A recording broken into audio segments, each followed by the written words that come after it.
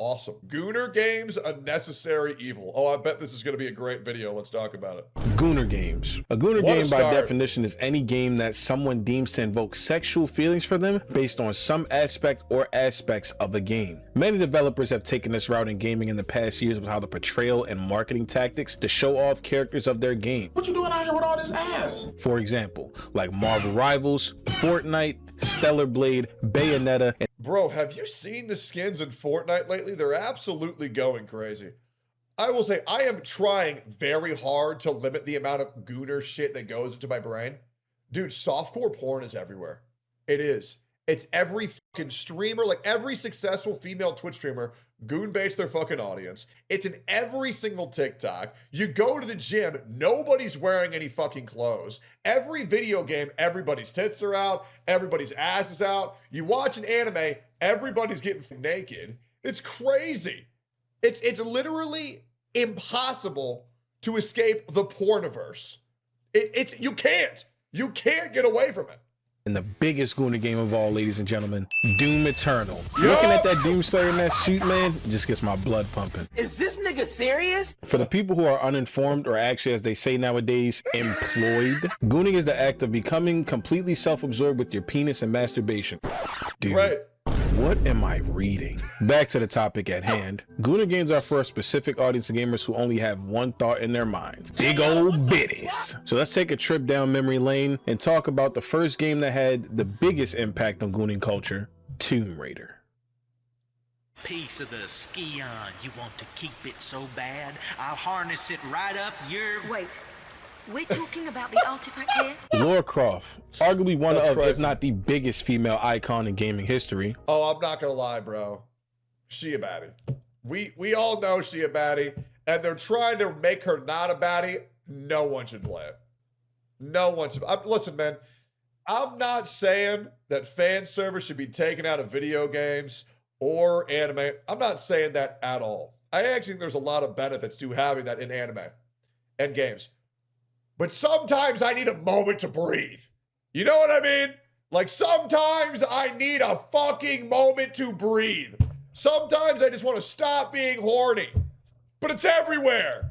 I can't avoid it. That's why I've been enjoying Dark Souls, replaying through Dark Souls. Because it's like, I get to breathe. And then I get to Dark Souls 1, and then I see large chest ahead. You guys know what I'm talking about. It's like, bro, can a brother get a break? Burst onto the scene in the late 1990s, releasing on Sega Saturn and PlayStation 1. The creator of the game, Toby Gard, conceived Tomb Raider as a third-person, atmospheric alternative to first-person shooters, blending puzzle solving, ancient exploration, and acrobatic traps. The game in itself was a huge success. Everybody knows Lara Croft. I believe firmly no one's ever played Tomb Raider. I don't believe that people have ever actually played that game. Amassing over 7 million copies worldwide. But the marketing tactics made Toby Gard grow a bit frustrated after the game's release. The marketing of the game heavily pushed her sex appeal, but in the games themselves, she did not engage in sexual situations, relationships, expose herself, or even mention her sexuality. This has since created discourse over yeah, but that's what gamers like. They're freaks like that. the years about Lara Croft as a character. Some believe that she's over-sexualized, while others believe she is everything a strong female lead protagonist is supposed to be. And that's the other thing, is that if women are in shape and they are able of these physical feats, they will be sexy as fuck. You know what I mean? Like, their legs are going to be fucking insane. And so a lot of these people consider attractive women overly sexualized, but in reality, they're just physically fit women.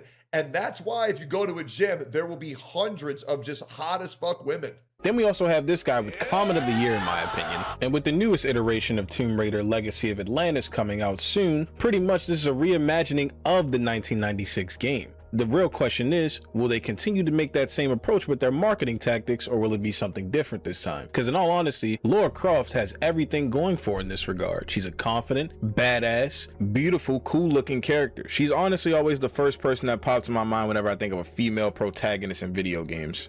I've also been kind of curious, but the people were like, oh bro, they're making video games ugly, because they are. They are, by the way. But they were saying they're making Lara Croft ugly. I've never seen her look ugly. And I also think Ciri from The Witcher 4 looks great. You know, now, Horizon Zero Dawn, they ruined it. You know, Intergalactic, what the fuck are they doing? But I still feel like Ciri looks hot as fuck. I don't know. Like, I'm gonna pull this up. I don't get why everybody's saying Siri was ugly. Like, La Fey was ugly as shit in God of War. I feel like this is a beautiful ass woman. Am I nuts? Crazy ass lips, sexy ass eyeshadow, good skin. I still feel like this chick is hot as fuck. Am I nuts? I mean, that's just me. I really don't know how the people feel, but I feel like she looks great. But as far as gaming goes, Lara Croft was just the start and subtle foreshadowing of many things to come in the later years. Now, fast forward 13 years to the year 2009. I feel like a fucking celebrity in this town. Never played it. I feel like I should play it. Bayonetta. Another game with a strong female protagonist, but Bayonetta is a character of overt sexuality done right compared to the other overly sexualized slop that we get Should I play in this? games. This shit is so... Wait, there was a Dead or Alive Extreme 3? Shut the hell up. Bro, Dead or Alive Extreme 2? Buckets to that game. Buckets. Oh, fucking ass, bitch! No Bayonetta way. is a hack and slash game, or what this guy said. This game was nothing short of iconic due to the fact that it used the over-sexualized trope to its advantage by giving My problem is I never thought Bayonetta was hot. And I thought she got downgraded in the second game. I never thought she was that good looking. unique gameplay and a very much unique character who owns her sexuality and knows she's sexy, and we love every second of it. Bridge in these heels? I don't suppose I can call a cab to get me to the island.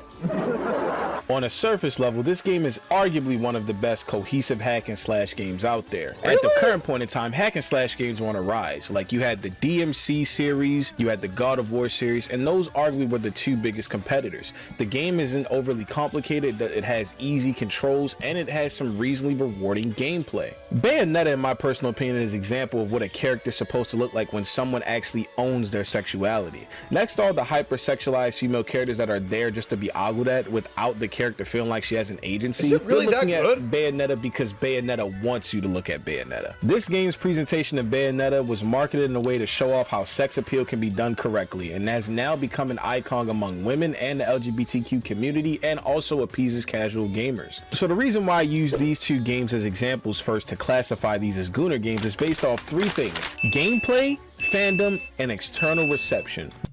Why is Bayonetta a LGBTQ icon when she had a husband and kids? Wait, what are we talking about? While these two games may or may not check all three boxes, these games have been subjected to the gooning culture that we have today. To touch all three subjects, gameplay, fandom, and external reception, let's use one of my favorite games for an example.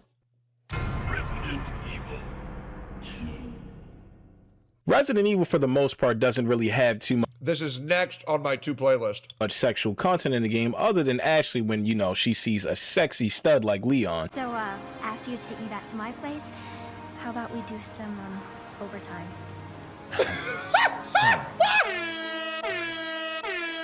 At most, you'll I heard lines like that got censored in the remake, which is a bummer. see is a little Easter egg about the characters' relationships and the lore about the characters, but you aren't able to do anything sexual gameplay wise. There's no sexual moments or relationships in any manner.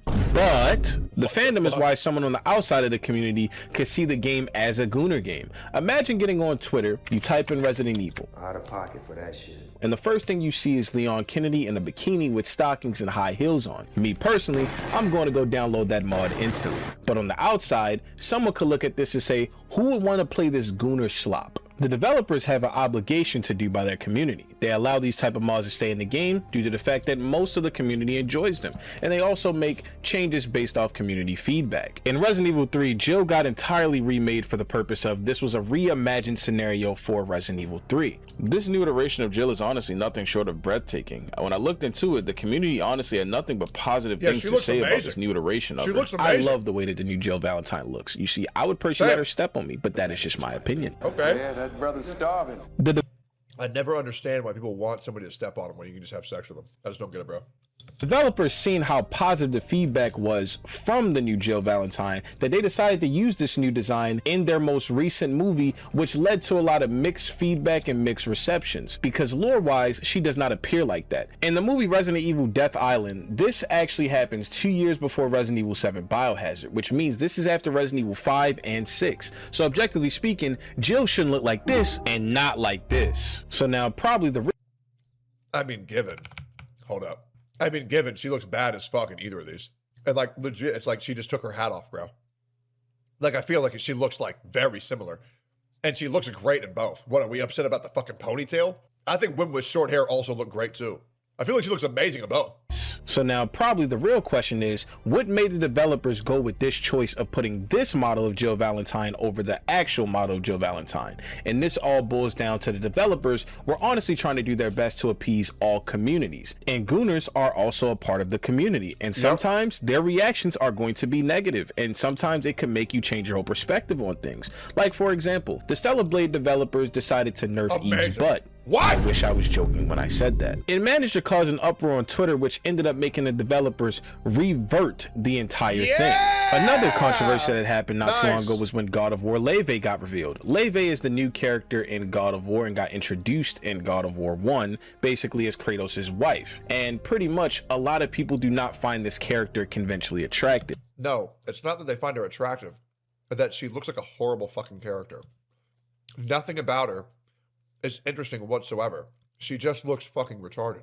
It started to get so bad to a point they started comparing to how Western studios handle their female characters and how Eastern studios handle their female characters. It's and true. You want to know the main thing that these all people have in common? They are Gooners. So what ends up happening is the developers either listen to the complaints or they use them to their advantage. And now this is where we get into where the over-sexualization of characters commence, and basically it can turn your game into Gooner slop.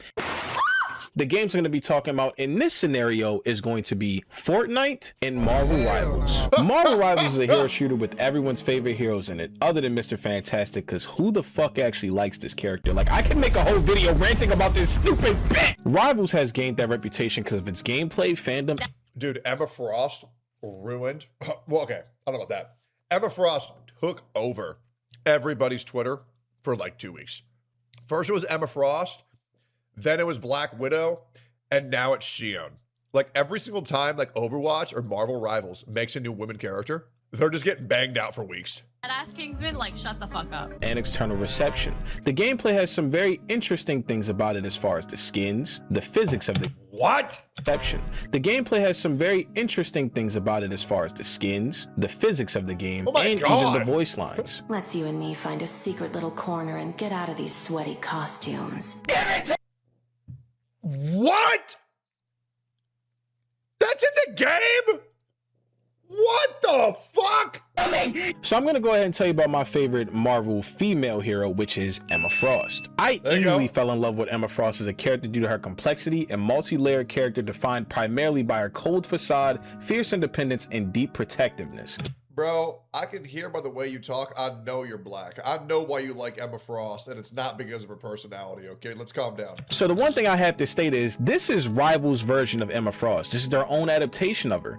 But the real question I have for you is, why does my girl have thigh jiggle physics? I've never seen thigh jiggle physics in a game before, bro. I'm gonna be honest. Do I look at it from time to time for some research? Abso-fucking-lutely, buddy. Yep. So when you sit down and look at this type of stuff, you can obviously tell that the developers have a certain audience in mind when making these characters and putting the physics on these characters, which can lead to the over-sexualization of the characters. For example, Emma Frost always has a coattail on every single outfit that she has. And what happens during the game? While you're playing, the coattail goes up, which leads to you seeing things, right? Then on top of that, let's obviously talk about the skins. It even over-sexualizes them there. Why does my boy Captain America have a sword? Hey, that is America's cock, brother. Okay? Nothing to be ashamed of. Why does he have a sword? But this once again creates discourse around social media, which has led to engagement and more people wanting to come to the game or do whatever. I mean, people do come to the game probably, but that's once again none of my business. But this type of engagement, developers pick up on that and they start using it to their advantage. Oh yeah. So now let's talk about honestly my favorite multiplayer game, which is Fortnite. I can sit up here and openly admit that Fortnite has definitely been getting a lot more riskier and bold with the skins that they've been releasing. For example, the Dylan skin. This is a skin that is an original Oh bro, this chick is straight up just a hoe. Like they straight up put a hooker in the game. Fortnite idea that came out in the battle pass. And the question I now spark to you is, would you think this is a Fortnite skin if I never told you this skin was from it literally just looks like a hoe. What's the name of this character again? Fortnite. Then to add another thing in there, Fortnite actually recently released an event which was with the DC villains. They added Harley Quinn, Poison Ivy, and my lovely sexy baby Catwoman, which in the lore, these characters are already sexualized but done correctly. But in Fortnite, it was just cheeks everywhere, and I'm being honest, man, I was not complaining. I told you, bro.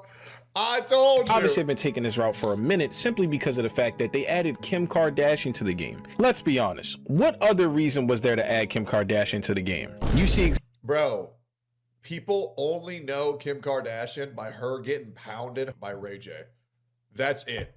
Also, this shit, when I was a kid, my God, legendary film. Exactly what I'm seeing. That's the reason why they added it. So my point is, they are doing everything in their power to appease all audiences. True. They finally understand that a lot of people that play Fortnite are among the older people. And on top of it, they're also trying to appease every single audience that they have in Fortnite. They're trying to appease the kids that play the game, the young teenagers, and the adults. That's why Fortnite is also taking this route of adding specific emotes and doing things more with their emotes. So in my personal opinion, am I saying that adding more sexualization to a game is a bad thing? No. Sex sells nowadays. That it's always been that way. Sex just sells. One thing I can say about Fortnite though is that they do it in a correct way. When it comes to rivals, they go to an even higher extent, which is personally just appeasing gooners at that point. And that's why I'm simply telling you guys, gooner games and gooning things in games are just a necessary evil for gaming nowadays, as it brings funds and attention. Here's my opinion on Gooner games, but yeah, I'll give it after the video. Into the game,